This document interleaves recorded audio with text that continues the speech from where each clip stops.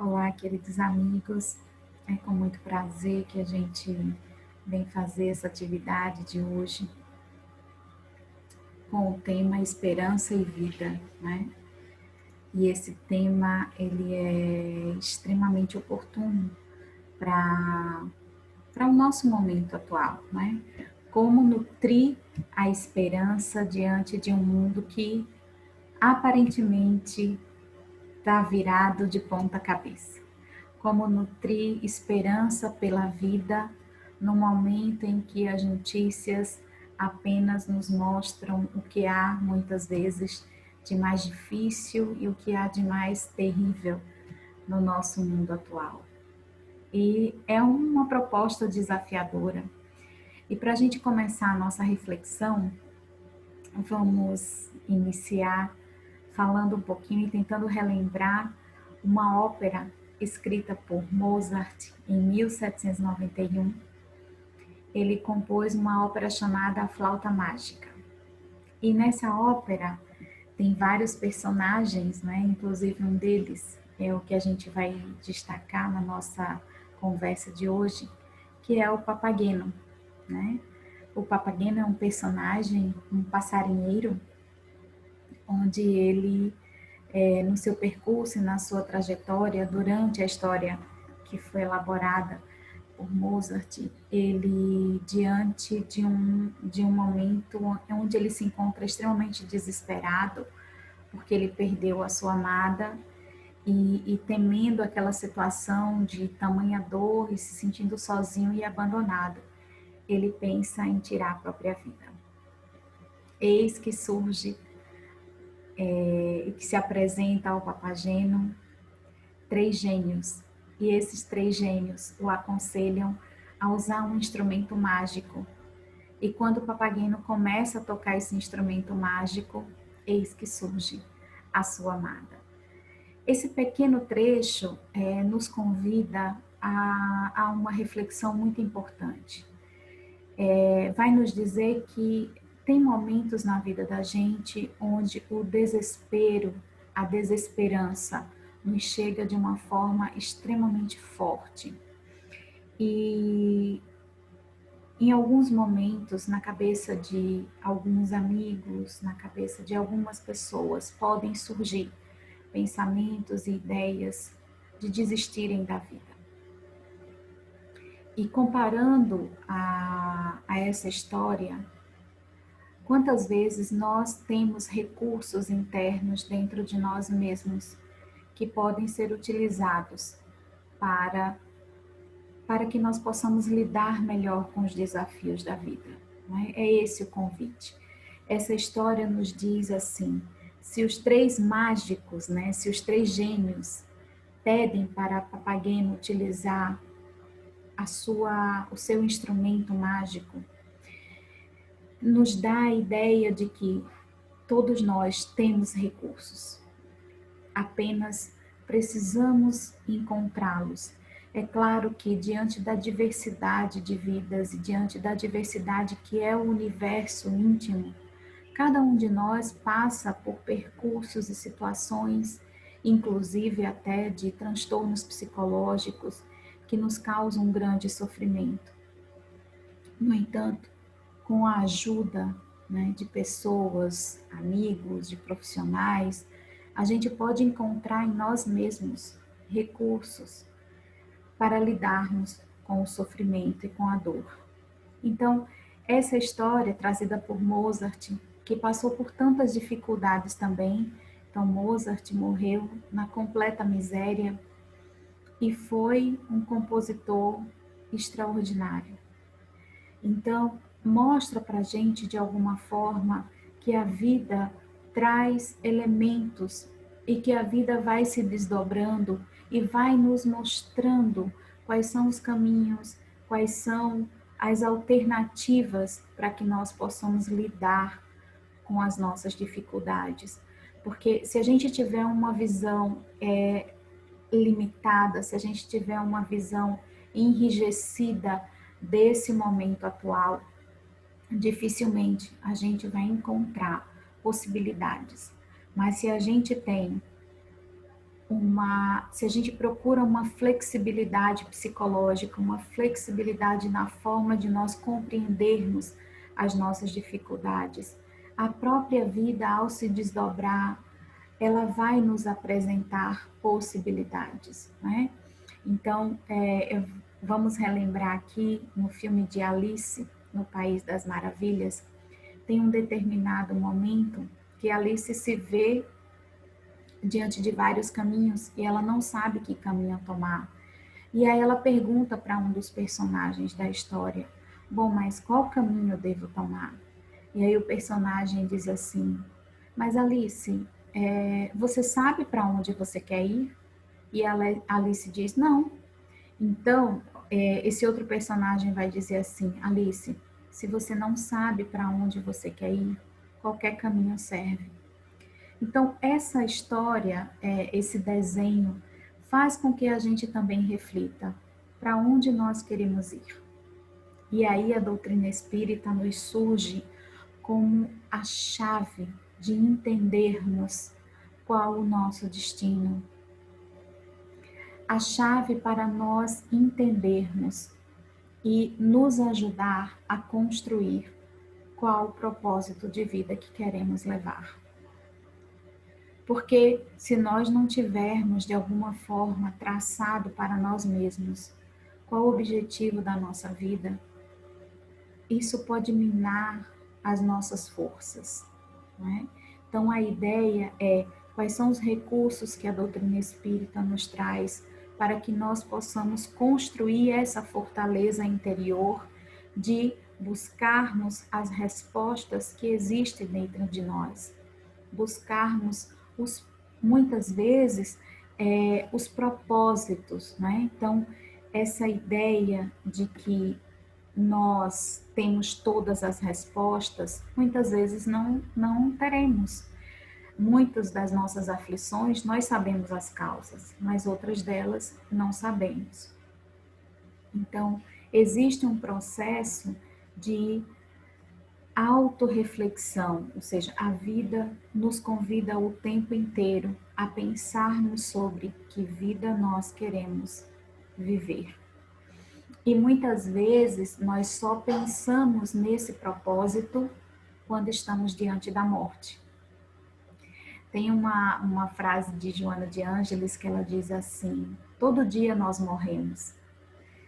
Quando nós adormecemos, quando nós nos desligamos, né, temporariamente do nosso corpo físico, é um tipo, né, de morte, entre aspas. E aí, por que nós não começamos a exercitar essa grande, esse grande momento da nossa vida que vai chegar para todos nós, né? Então, quando chegar o dia da minha morte, do que eu vou ter orgulho? Do que eu construí? E esse exercício não é um exercício mórbido, não é um exercício para nos deixar desanimados. Pelo contrário, é um exercício para que nós possamos encontrar quais são as coisas que faz sentido na nossa vida. E aí tem algumas ideias que eu gostaria de trazer para a gente refletir. Então, a primeira é: a esperança precisa ser algo construído de dentro para fora, e não de fora para dentro. Se você constrói a ideia de esperança, de ter um mundo melhor para que você fique esperançoso, dificilmente você vai construir essa fortaleza interna, porque o processo é justamente o contrário. Eu nutro em mim a esperança, e essa nutrição de algo positivo, de perspectivas positivas para a minha vida e para aqueles que estão ao meu redor, é que me dá forças para que eu construa um mundo melhor no futuro, para que eu construa um ambiente melhor no futuro. Então, eu sei o que eu tenho de melhor, eu sei quais são as minhas potencialidades, eu sei quais são as minhas virtudes, quais são as minhas qualidades. Por que eu estou dizendo isso? Porque a nossa tendência é sempre ver o pior que há em nós. É sempre ver aquilo que a gente ainda não conseguiu, aquilo que a gente ainda está tendo dificuldade de realizar. Então, a primeira proposta para que a gente possa nutrir essa esperança genuína dentro de nós é: o que que eu tenho de bom, o que que eu tenho de melhor e o que que eu gostaria de construir também de melhor. Porque nutrir e se alimentar também daquilo que nós possuímos em termos de qualidades é extremamente saudável e benéfico para que a gente possa desenvolver esse exercício. E não é tão fácil, porque geralmente quando a gente pergunta assim, quais são suas qualidades? As pessoas demoram mais a responder. Mas se a gente perguntar quais são os seus defeitos, né? Então é uma lista interminável que um caderno não consegue dar conta. Então a primeira coisa é: quais são as minhas qualidades? Quais são os meus potenciais? Que coisas boas eu tenho em mim? Porque assim, a grande questão é que a gente sempre vai em busca de coisas materiais, não é? Então a gente sempre está pensando num curso, aquele curso que vai dar mais retorno financeiro, a gente vai atrás dos investimentos que vai me dar. É claro que as coisas materiais elas são importantes, mas o que nutre o ser humano não são as coisas materiais. O que nutre o ser humano é o afeto. E o momento de vida em que estamos, nós percebemos o quanto as pessoas estão carentes de afeto, carentes desse sentimento que foi primordial para a nossa existência, que foi primordial para que nós estivéssemos aqui hoje.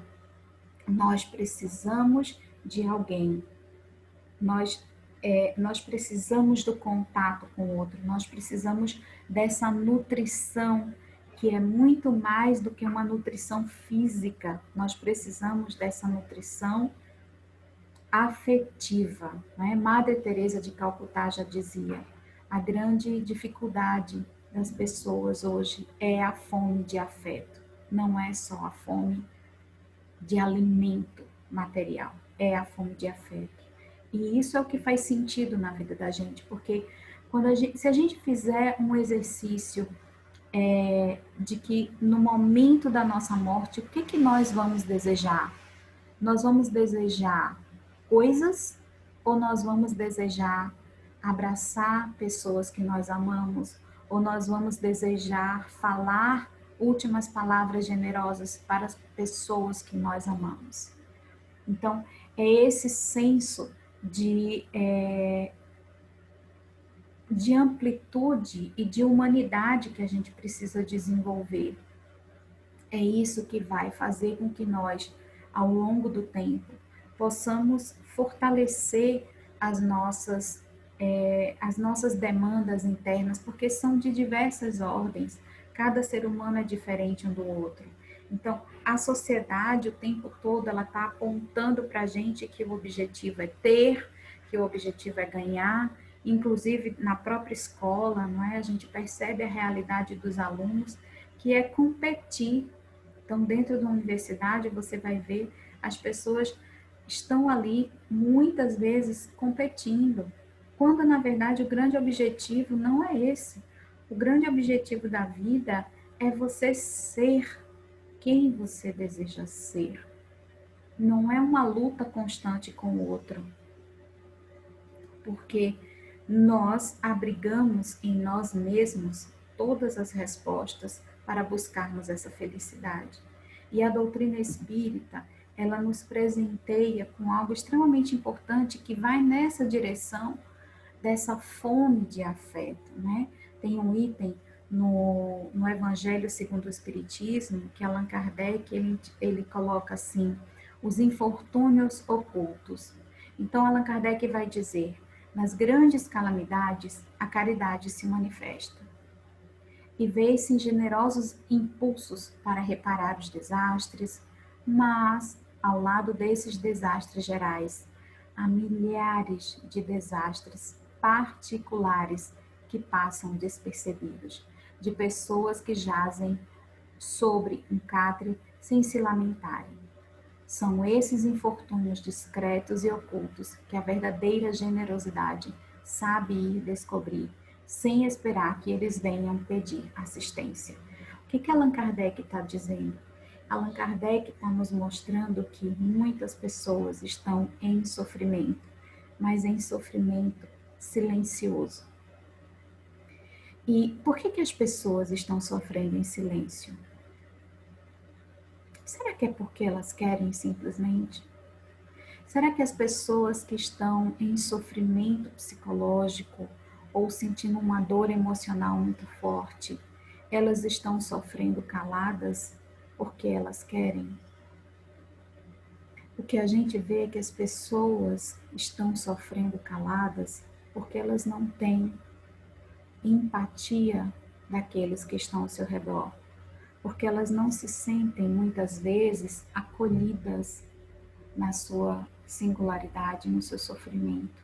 E aí elas preferem fechar em si mesmas, não dividir aquele fardo. Quando nós temos o olhar de julgar as pessoas sem sabermos a origem dos seus sofrimentos e sem sabermos a origem de suas dores, a tendência é não haver o compartilhamento, é não haver a cumplicidade. Então, muitos desses infortúnios estão acontecendo porque a gente não tem uma postura ativa de querer saber como o outro está, de querer saber como o outro está emocionalmente. Então, a gente faz de conta que a gente está perto, quando na verdade, emocionalmente, nós estamos tão distantes. Às vezes dentro das mesmas casas, mas emocionalmente distantes um do outro.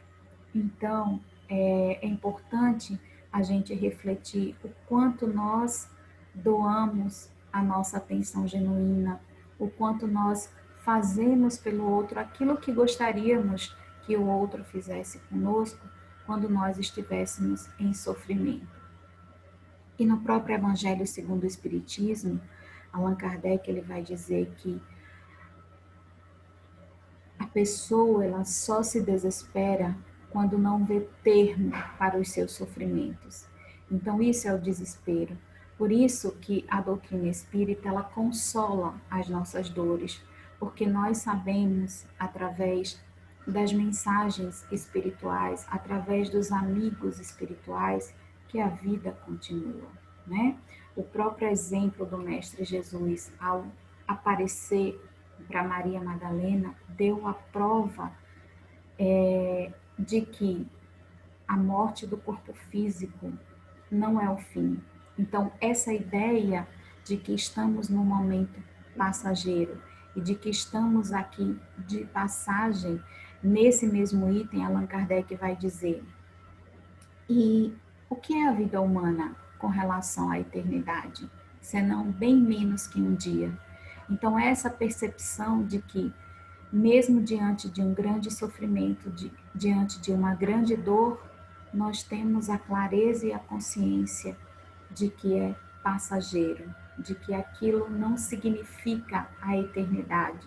Então, isso nos serve de acalanto, isso nos serve de renovar e de nutrir em nós a esperança pela vida, né? Então, a doutrina espírita ela vai ser uma grande ferramenta de nutrição para que nós possamos continuar a nossa jornada nesse processo de construção da maturidade psíquica, da evolução espiritual, porque uma só existência é muito pouco para que nós possamos desenvolver as virtudes que nós temos já num estado latente, em germe. Então, quais são os recursos que a gente pode se utilizar além dessa consciência da espiritualidade, além dessa consciência da vida após a morte? É o recurso da prece. Então, o poder da prece, saber que através dos nossos pensamentos nós podemos nos conectar com os bons espíritos, com aqueles espíritos aos quais nós temos afinidades, que nos amam, que nos protegem, que nos acalentam nos momentos mais terríveis, nos momentos mais difíceis. Tem um livro de Emmanuel, né, pelo Espírito Emmanuel, psicografado por Chico Xavier, que se chama O Livro de Respostas. Tem uma mensagem bem curtinha que a gente trouxe porque é muito interessante para a gente refletir sobre a esperança e sobre a nossa vida. Que diz assim: o que vale? Calamidades assolam a terra, costumes novos criam agitação e tumulto, ocorrências infelizes convulsionam a vida em torno. Pessoas amadas adotam caminhos diversos dos teus. Continua agindo e servindo. Realmente, o que mais importa é o que sucede dentro de ti. Então, Emmanuel vem nos dizer: olha para dentro de você mesmo, é isso que importa. Como você cuida de você mesmo, como você constrói e dá significado à tua existência. Ou seja, como é que você está construindo o teu propósito de vida? É isso que importa. Como nós estamos vivendo a nossa vida, se está na direção dos nossos valores ou se está na contramão dos nossos valores. Então, o que mais importa para a gente poder estabelecer uma prioridade? A gente vive num mundo hoje rodeado de muita coisa que nos dispersa, né? Então, vou dar um exemplo pessoal. Às vezes, tem momentos que eu me pego, por exemplo, no celular, televisão ligada, notebook. Então, espera lá, eu estou em toda. Isso tudo está acontecendo aqui, mas na verdade eu não estou dando a minha atenção para nada. Ou seja, a gente vive num estado de dispersão, onde a gente mal consegue se conectar com a gente mesmo. Se, como diz Emmanuel, o que mais importa é o que sucede dentro de nós, e por que que nós vivemos fugindo de nós mesmos? E um grande exemplo disso, de quanto a gente foge da gente, é as emoções.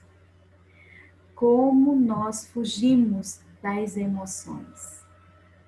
Como nós fugimos das emoções desagradáveis. Olha como interessante.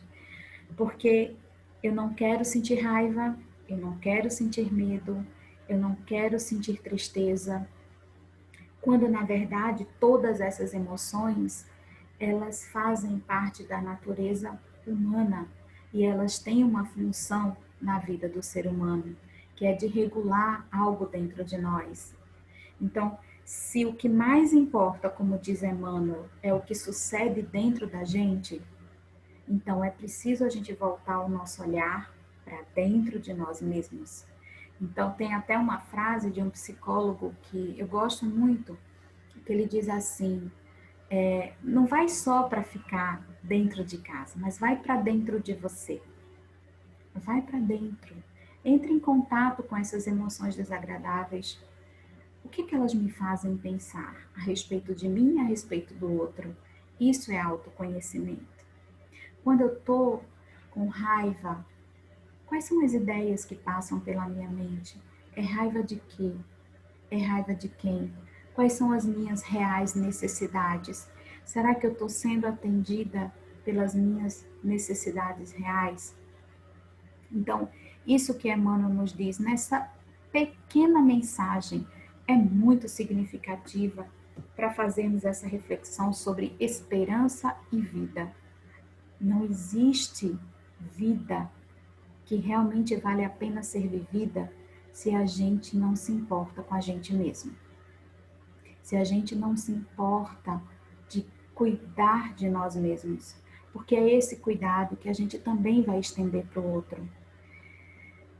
Não existe a esperança ou a possibilidade de amadurecer a esperança dentro de nós se eu olho para mim mesmo com um olhar punitivo, com um olhar vingativo, né? Como se eu quisesse a todo instante tirar de mim aquilo que tem, vamos dizer assim, de pior. Mas o pior ainda faz parte de mim. Eu estou num processo de construção e de aprendizado. Um dia isso naturalmente não vai mais fazer parte, mas eu não preciso lutar contra isso. Eu preciso ter uma atitude, uma postura de maior aceitação, de maior tranquilidade para poder entender o que é esse pior, do que esse pior fala ao meu respeito, do que eu preciso, o que está sinalizando para mim. Então é esse processo mesmo de autodescobrimento que vai fazer com que eu comece a acreditar no meu potencial, acreditar que eu sou capaz, acreditar que eu sou merecedor da bondade divina, que eu sou merecedor da misericórdia divina. Então, esperançar, né, é justamente eu esperar o futuro, mas agir no meu presente. Não tem como eu esperar os frutos sem apresentar-me para o plantio. Então, é algo que a gente precisa ir construindo ao longo do tempo, ir nutrindo ao longo do tempo, porque é um processo como se fosse um processo de escultura, onde cada lapidação é algo importante sobre nós, onde nós vamos nos descobrindo e nos redescobrindo na nossa forma mais genuína de humanidade. Então, isso é muito importante. E aí vem uma temática muito pertinente, que é a compaixão e como eu lido com as minhas imperfeições e como eu lido com as dificuldades alheias nesse processo de me sentir esperançosa e me sentir esperançoso de uma vida melhor e de uma vida plena de ser vivida, se eu não nutro também, se eu não construo em mim a ideia e o sentimento de compaixão, compaixão por mim e compaixão pelo outro. Então, nesse o livro da esperança, eu recortei uma mensagem de Emmanuel que fala também sobre a compaixão. E ele vai dizer o seguinte, tem um título, Compaixão e Socorro. Ele vai dizer, as criaturas que mais amamos também erram, como temos errado e adquirem compromissos indesejáveis, como tantas vezes temos nós abraçado problemas difíceis de resolver, tanto quanto nós, na travessia das trevas interiores, quando as trevas interiores se tomam de assalto, reclamam compaixão e socorro, ao invés de espancamento e censura. Reconhecendo, pois, que todos somos suscetíveis de queda, saibamos estender incessantemente compaixão e socorro onde estivermos, sem escárnio para com as feridas e sem louvor para com as nossas fraquezas, agindo por nossos irmãos, afetuosos e compassivos, porém sinceros, e leais uns aos outros, a fim de continuarmos todos juntos na construção do bem eterno, trabalhando e servindo cada qual de nós em seu próprio lugar.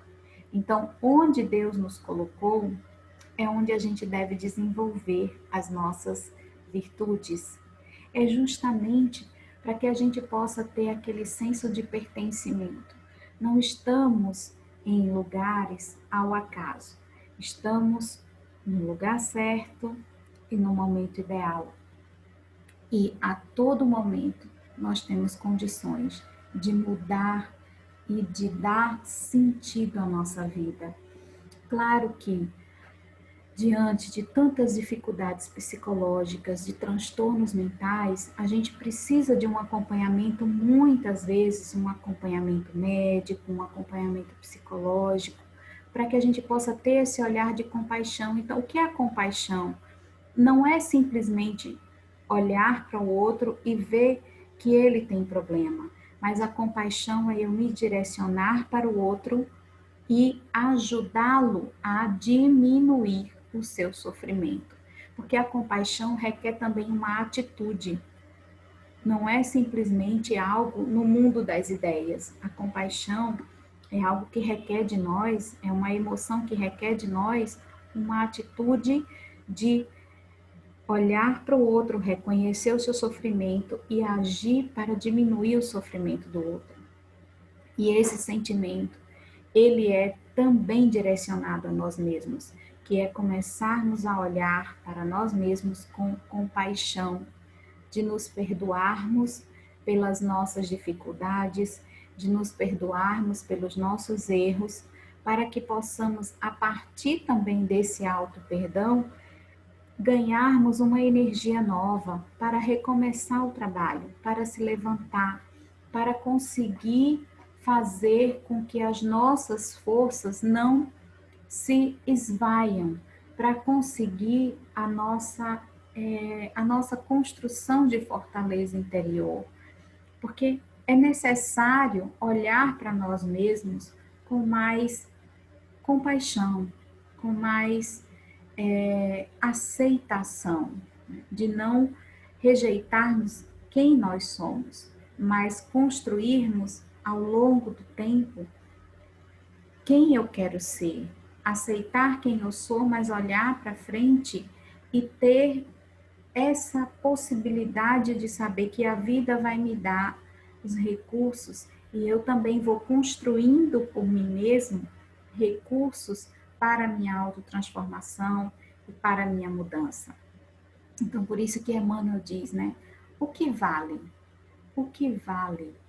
Realmente, o que mais importa é o que sucede dentro de nós.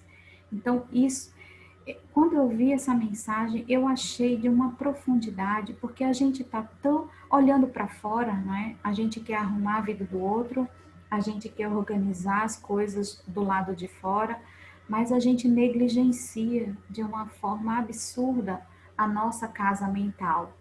E o que que nutre a nossa casa mental? É justamente esse olhar compassivo.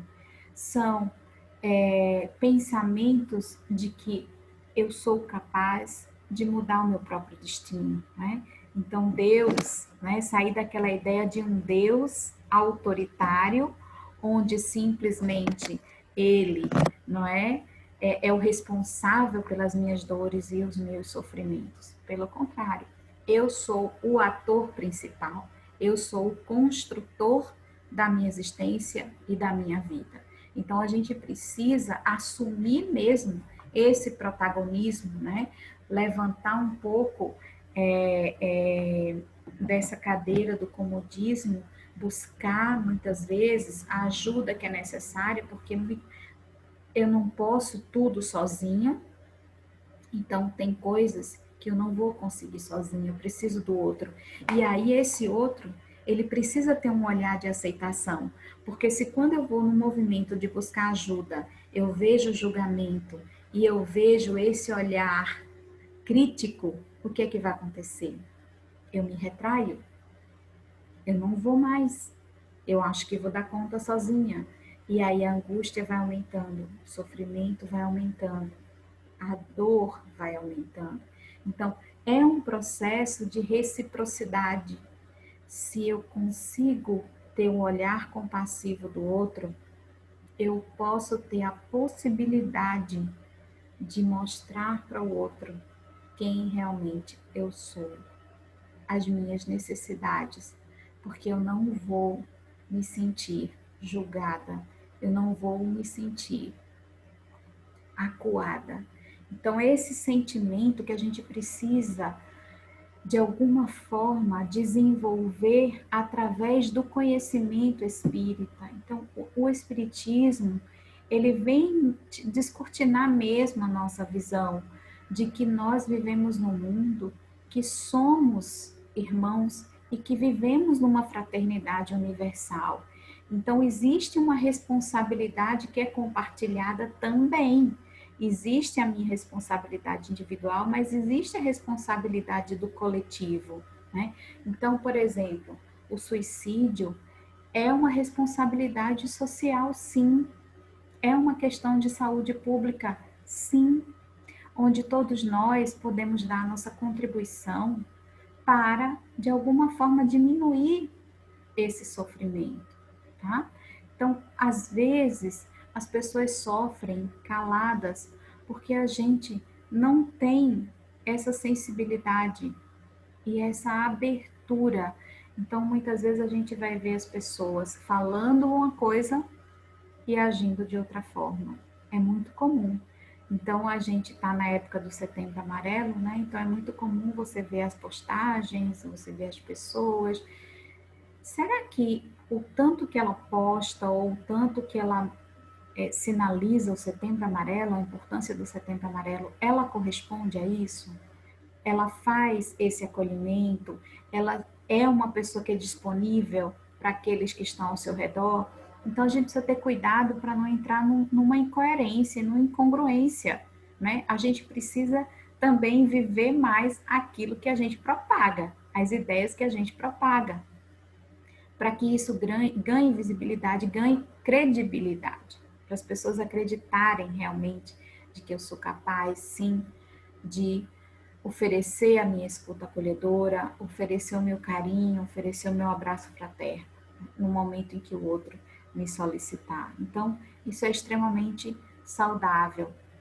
E aí, para a gente finalizar e para a gente já refletir um pouco mais a respeito da importância da esperança e por que que ela é fundamental nas nossas vidas, nesse processo de construção de propósito, porque se eu não tenho a esperança como um grande aliado, é bem provável que diante dos infortúnios, que diante das adversidades, isso me abale de tal maneira que eu não consiga vislumbrar um horizonte além disso, que eu não consiga vislumbrar possibilidades. Então, aí é que entra a esperança como um grande sentimento para que a gente possa dar um outro significado à nossa vida diante das dificuldades. Então, tem um livrinho que eu gosto muito, é um livrinho que se chama Pílulas de Esperança,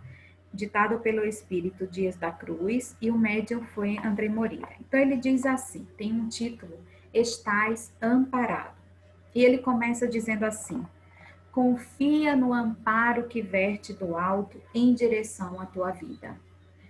Então, meus irmãos, a gente precisa confiar na bondade divina. A gente precisa ter a certeza de que nós não estamos abandonados ao léu no mundo.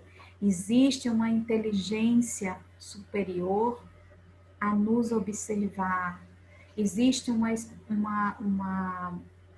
ser superior, que é Deus, a nos orientar os passos, a nos nutrir a vida a todo instante.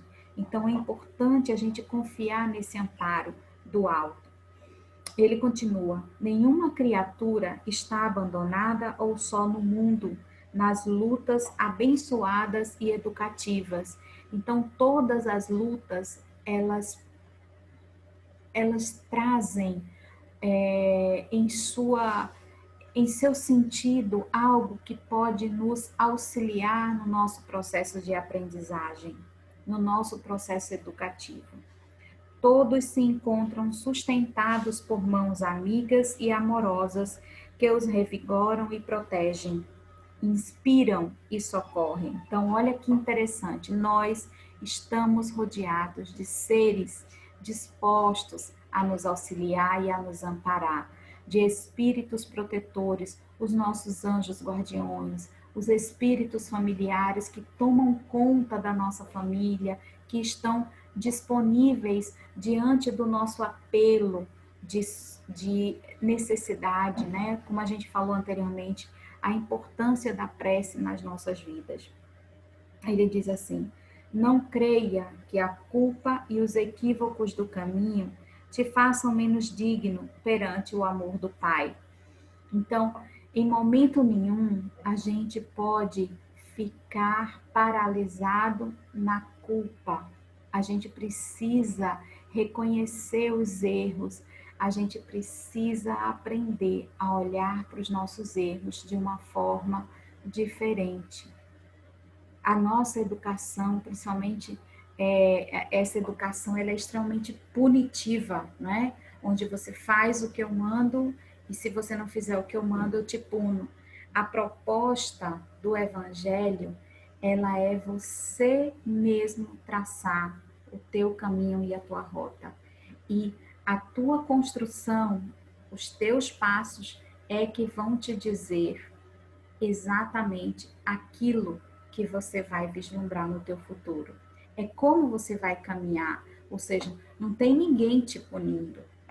É você que vai construir todo esse processo.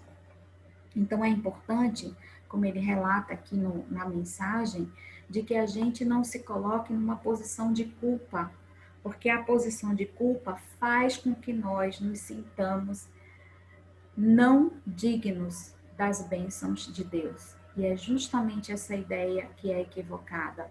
Todos nós, independente do que nós já produzimos, independente das nossas ações, nós somos dignos da bondade divina.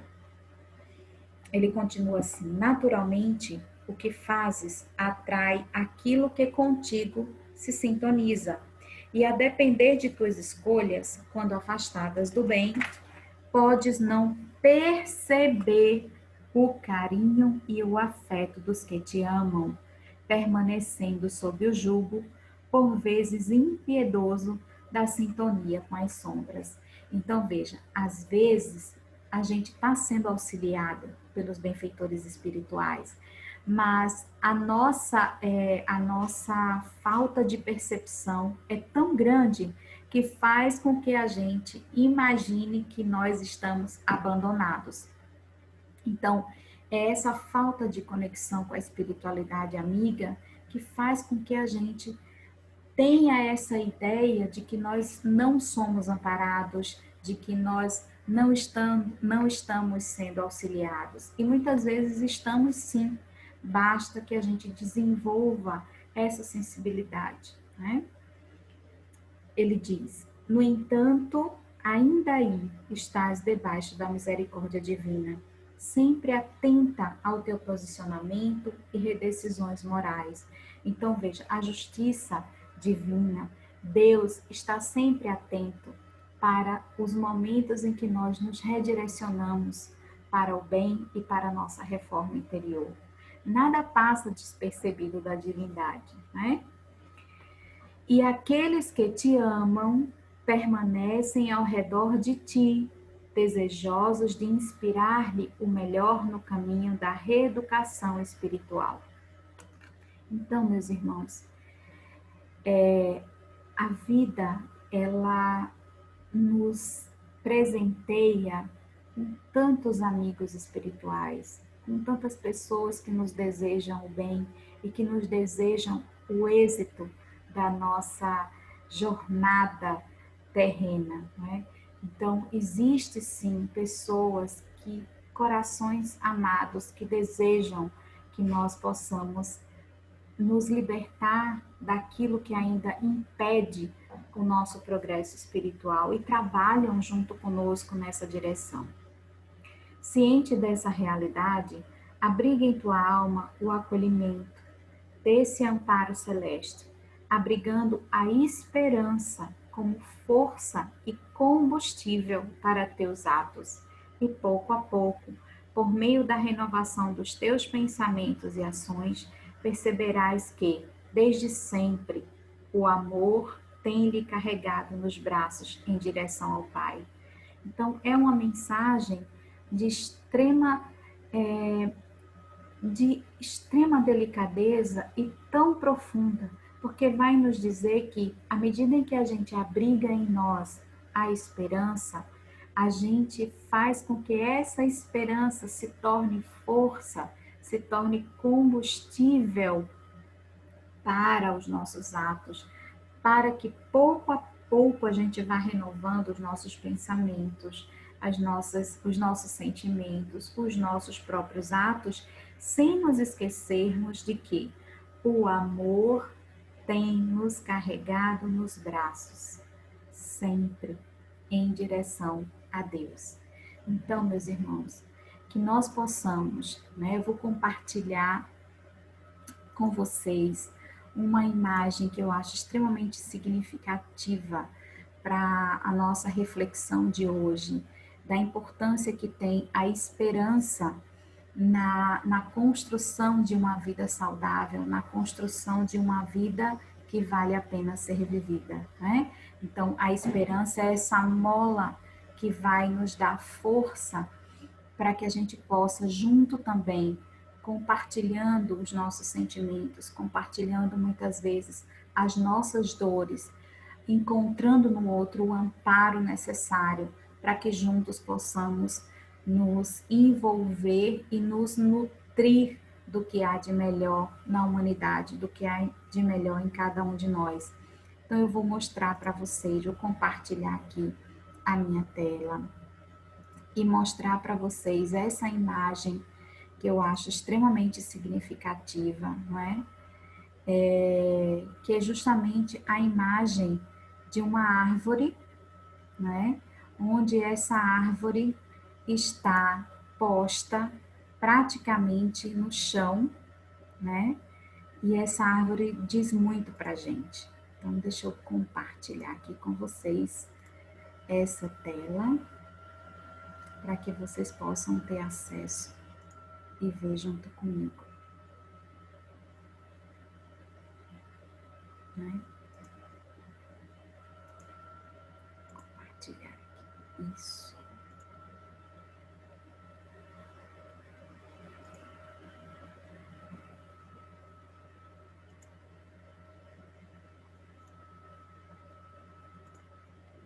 Isso. Compartilhei. Pronto. Então, vejam. É uma árvore, né? E essa árvore, ela caiu, né? Então, a mensagem, ela é muito simples, mas extremamente significativa para todos nós. Então, ela caiu, mas não desistiu. É esse o poder da esperança nas nossas vidas. É de não nos deixar desistir da nossa existência, que é extremamente preciosa e que é única. A gente sabe através da doutrina espírita que teremos quantas oportunidades forem necessárias para o nosso aprimoramento, para a nossa evolução espiritual. No entanto, cada dia é um dia diferente. As coisas não vão se repetir. Então, que a gente possa pegar essa simples imagem e trazer como lição para os nossos dias, que muitas vezes vão ser momentos extremamente difíceis, mas que diante dessa imagem, assim como essa árvore que caiu, a gente não desista. Então, o meu carinho, o meu abraço, o meu agradecimento pela oportunidade de trabalho e desejar que vocês estejam bem, estejam em paz, estejam com saúde, para que possamos em breve nos abraçar e estarmos também juntos fisicamente. Mas pedir a Deus que nesse momento onde a conexão é de pensamento a pensamento, de coração a coração, que Deus possa nutri-los da paz e do amor. Muito obrigada, um abraço a todos e a todas.